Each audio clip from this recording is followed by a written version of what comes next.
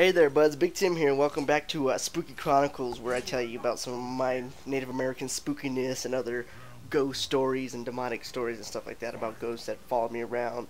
Which a lot of people think was due to my ancestors, medicine man, and just it all depends on which side you believe. Some people believe that medicine man call on any type of spirit to heal something or to cure something, so it could be a bad spirit or a good spirit. Some people believe it's the choosing of, like, they can either use a bad spirit or a demonic spirit to do something, or they can use a good spirit. I think for Native Americans it's usually good, but then you have some of those what we call the tribe witches or the tribe crafters that go off and do whatever the hell they want. They don't really have too much of a control over who's controlling them, so they just go off and cause all kinds of havoc and shit. But for a while out on the reservation, I was probably like 13 or 14 years old, and there was some crazy shit going on. Like, a lot of people's houses were, like, their windows were being broken into, or just being broken. Like, no one was, like, breaking into it. It's just like they're just being shattered and stuff. And finally they brought a medicine man in from the big tribe out there in Cells,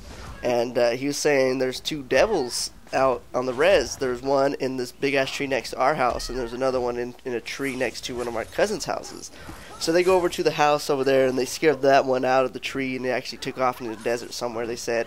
And then they all come over. I'm sitting there playing my little what was it, like, I think it was, they had a Super Nintendo. I was playing Mario Kart and Super Mario Kart, and all of a sudden they just come in, oh, we gotta cleanse the house and stuff, because I guess they're trying to scare the devil out of our tree, and it ended up just running into the house, and it ran all the way back into my mom's room. Like, I heard something hit, and then another door hit, but I was so focused on my game that I didn't give a shit. I was like, fuck this, whatever, I gotta beat Koopa and shit. But so anyways, so they come in and they start doing their little mantras and stuff, and it's kind of getting a little spooky, because, like, some of the doors were, fluttering and stuff. Like, it wasn't, like, so, like, Exorcist style, where the fucking fuck me, all the other shit, crazy stuff going on, the bed moving. But, the doors were shaking, the windows were shuttering and stuff, the window, whatever they're fucking called,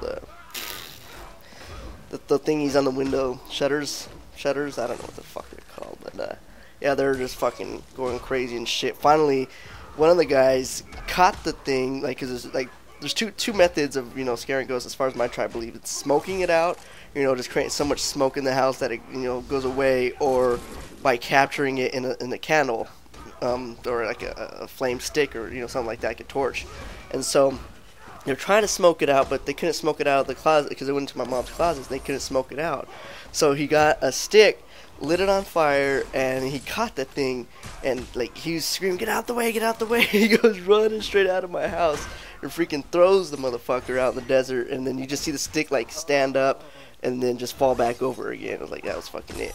So what we thought was done, we thought the whole thing was done, like, alright, the devils are gone, they're off the res and shit. They told us we'd be good. A couple nights later, my mom, she was sleeping, and I think it was like a weekend, because me and my sister were up all night playing video games, and we heard her, like, moaning, but it was like like she's being choked.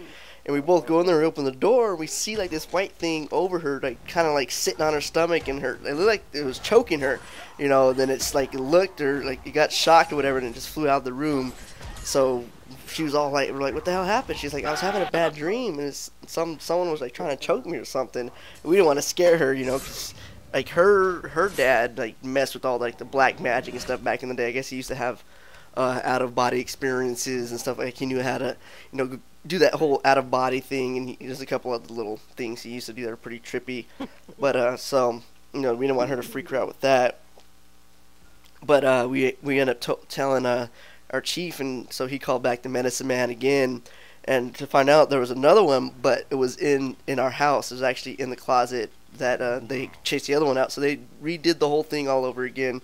They ended up smoking this one out, and thankfully that it, like, just totally took off, because for a while that house was fucking crazy. I mean, even after that, like, the house was still kind of insane. There was a lot of stuff going on. Like, my sister would see things, my brother would see, like, ghosts and white things up in the sky. I mean, up in the like, up on the ceiling and stuff, and freak him out too.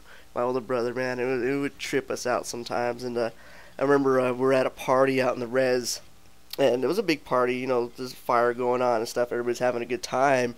And someone was tripping out, saying there was a a demon dancing on the fire.